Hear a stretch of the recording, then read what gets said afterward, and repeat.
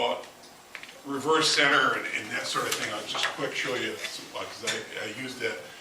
You can buy these tabs that fit the headstock on your lathe.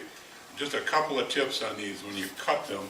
This is the wrong one, but when you do, you cut them and you keep the tailstock point right here, and you keep it fairly tight as you turn it, and you tighten it, and you turn it, and you tighten it. And then when you're all done, walk away from it, leave it for an hour. I don't know why, they just cool off, and then run CA in there, and when it's good and dry, run this back through, and they'll last forever and ever and ever. And what do you do with them?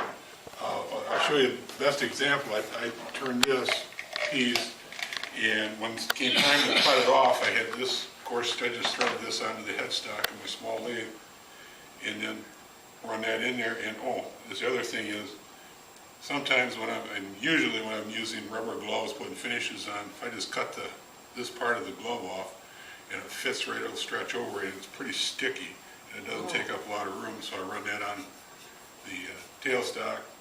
And when I get real small, I should bring it in to show you, I have a large curved carving gouge, and when you shut the machine off, that's really important. You shut the machine off, in about 2 turns with this, it'll come off, and it's almost glass smooth.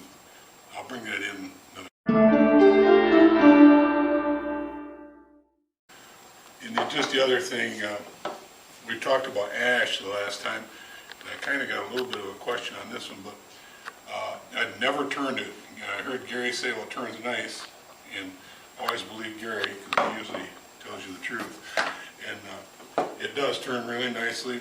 And just a question in there, he said a mold doesn't go through or something, but the ash has these black lines in it, and these go all the way through. And this was an end piece, and I filled it in. But she's got a piece on the lathe right now that's got just these black lines and more of them. It's a really nice looking piece. That's spalting. That's called spalting. That's spalting, yeah. Spalting, yeah.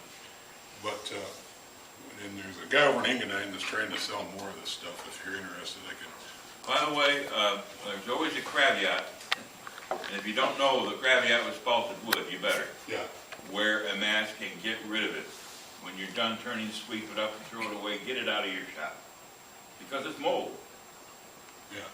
So it is mold. Okay.